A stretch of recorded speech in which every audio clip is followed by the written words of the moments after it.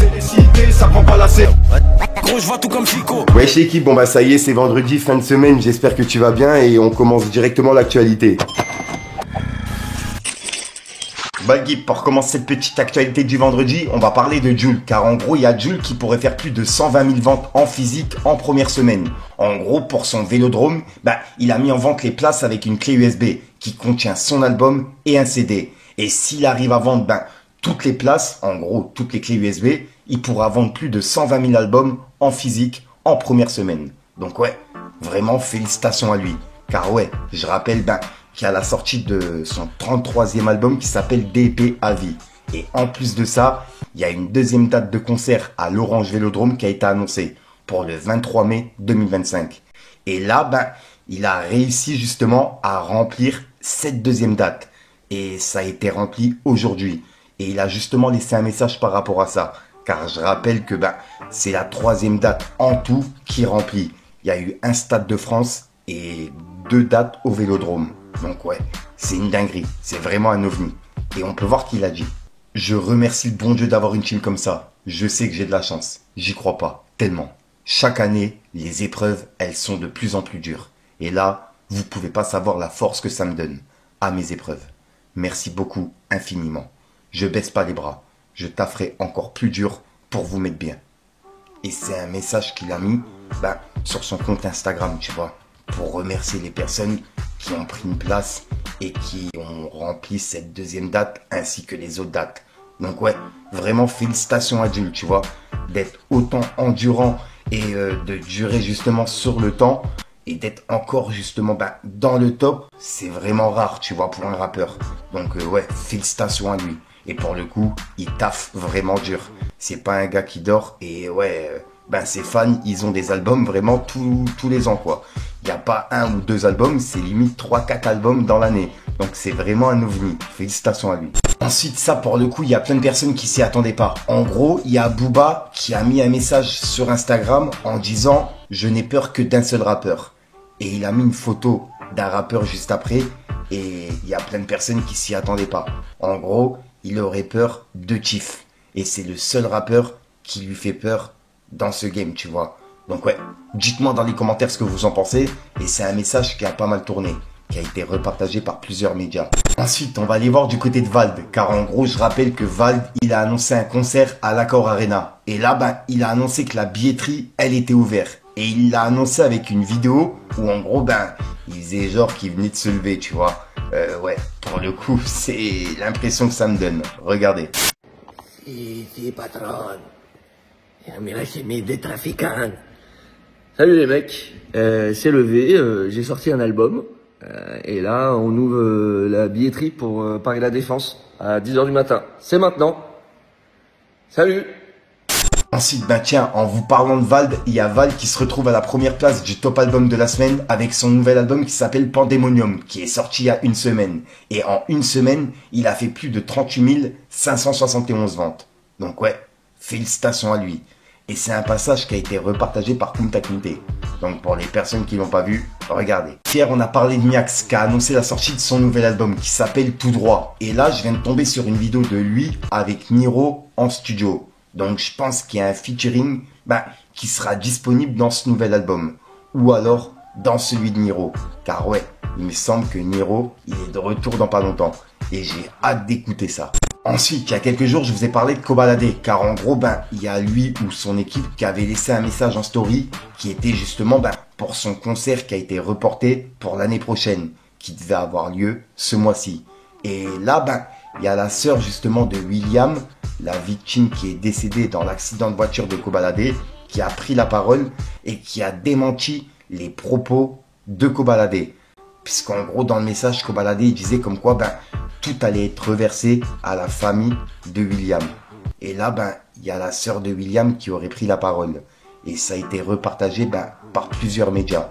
On peut voir que c'est écrit: bonjour, c'est faux, il va rien nous reverser du tout. Qu'il prenne le plus d'années possible en prison, en mémoire de William, et qu'il arrête de vous berner en utilisant le nom de William pour redorer son image. Et ça serait le message de la sœur de William par rapport à justement le message de Kobalade, qui disait que tout allait être reversé à la famille. Donc ouais, Dites-moi dans les commentaires ce que vous en pensez. Et je rappelle que on avait vu comme quoi il y avait un article qui était sorti qui disait que la famille avait pas de nouvelles de Kobalade, tu vois, après l'accident. Donc en gros, ils n'ont pas eu d'excuses, etc. C'est ce qu'il disait. Dites-moi dans les commentaires ce que vous en pensez, l'équipe. Ensuite, ça pour le coup, je voulais vraiment vous en parler. Il y a la rappeuse Mouna qui a écrit des textes pour des rappeurs et des rappeuses français, dont également Shai avec le son Joligo. En gros, c'est elle qui l'a coécrit. Et là, Mouna, elle a été élue actrice de l'année à la 14e édition des prix de la création musicale. Donc ouais, vraiment félicitations à elle. Il faut se dire que des fois, tu vois, il y a plein de sons que vous écoutez, c'est même pas eux-mêmes qui les ont écrits. C'est justement des rappeurs ou des rappeuses comme Mouna qui sont derrière, tu vois. Donc vraiment félicitations à elle. Ensuite, hier, je vous ai parlé de Nasdas. Et là, il est encore en top 8 3 jours après. En gros, là, il est en top 8 et c'est par rapport à ses voisins. Car ouais, faut pas oublier que là où il habite, il y a des voisins. Et lui, il fait de la motocross, il y a ses chiens, voilà, tu vois, qui sont déjà enfermés toute la journée dans une cage. Et quand ils se retrouvent dehors, ils attaquent des gens puisqu'en gros ils sont pas gardés. Le fait que Nasdas il s'en occupe pas quoi. Donc ouais, là il y a justement les voisins qui se sont plaints par rapport à ça. En gros il y a un des chiens de Nasdas, enfin même les deux chiens d'après les voisins qui auraient attaqué les chiens des voisins quoi. Et ils auraient dû les ramener au vétérinaire car c'est vraiment parti loin.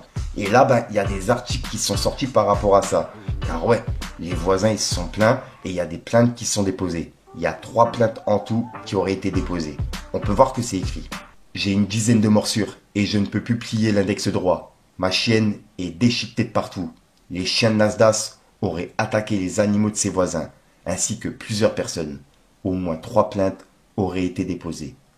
Donc ouais, et là je viens de voir qu'il y a plusieurs articles qui parlent de ça, tu vois.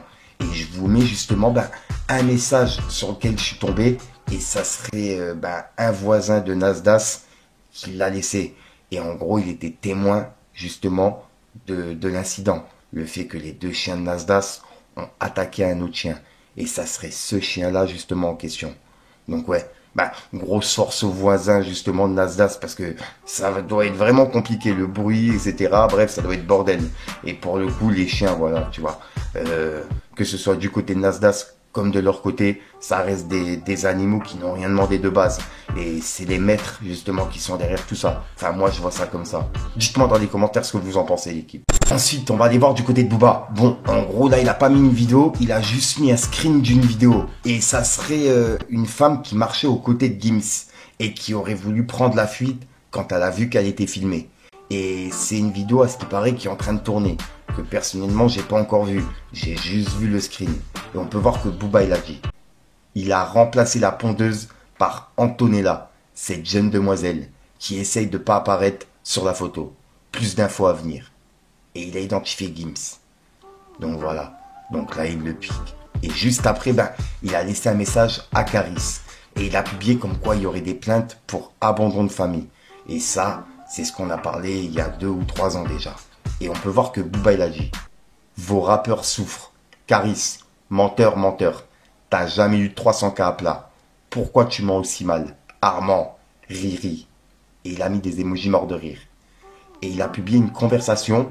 Et en gros, c'est un message de Linda, l'ex-femme de Caris, qui parlait justement de la voiture de Caris qu'on a vue il y a quelques jours. La Lamborghini A300K. On a vu qu'il s'est plaint par rapport à ça. Et il a publié ces 3 articles que je viens de vous parler. Et juste après, il a laissé un message à Caris. Et c'est un fan qui l'a croisé à l'aéroport d'Orly. Là où il y a eu la bagarre entre Booba et Caris. Et Booba il l'a remis avec des émojis morts de rire. Et il a identifié Caris. Et regardez. Bon, voici, on est là, tranquille. On est là à Orly, on s'est croisés à Orly. Ouais, personne n'a pris l'avion. Ah là là, et suite à ça, il y a Caris qui a répondu à Booba. Car en gros, dans le message que Booba il a mis de Linda, elle disait comme quoi c'était un leasing. Donc en gros, que Caris, il n'était pas propriétaire. Sauf que là, il y a Caris qui a mis comme quoi il était propriétaire du véhicule. Il a mis les papiers qui datent de 2022. Et il a écrit l'adresse là, bonne journée à tous. Et juste après, il a dit, c'est l'adresse là, on sait jamais, bonne journée à tous. Et il a mis des émojis qui pleurent de rire. Et il y a Booba qui vient de lui répondre. En gros, il a mis des messages comme quoi il a posé une question à Google et il a dit « Est-ce que la carte grise d'un véhicule en leasing est à mon nom ?» Et en gros, c'est écrit « Bien que le propriétaire légal du véhicule soit la société de leasing, la carte grise est établie au nom du locataire en tant qu'utilisateur principal du véhicule. Ce dernier doit donc s'acquitter des frais d'immatriculation auprès de sa préfecture. » Et en gros, il a surligné la phrase comme quoi c'est établi au nom du locataire en tant qu'utilisateur principal du véhicule.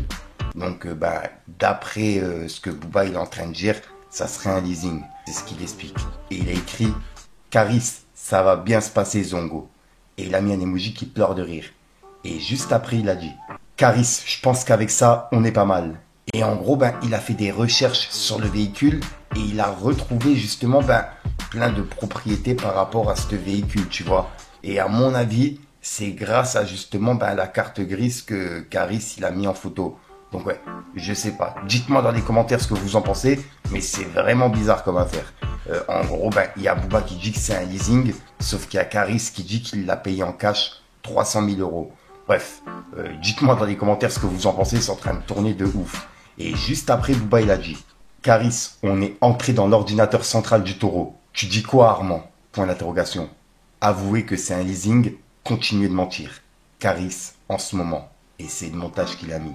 Et il y a Caris qui lui a répondu avec une sorte de story. Regardez. Ferme ta gueule. Tralala, et suite à ça, il y a Booba qui lui a répondu en disant « Caris, t'es piqué fils de chèvre. » Et il a mis un emoji avec des lunettes de soleil. Donc voilà.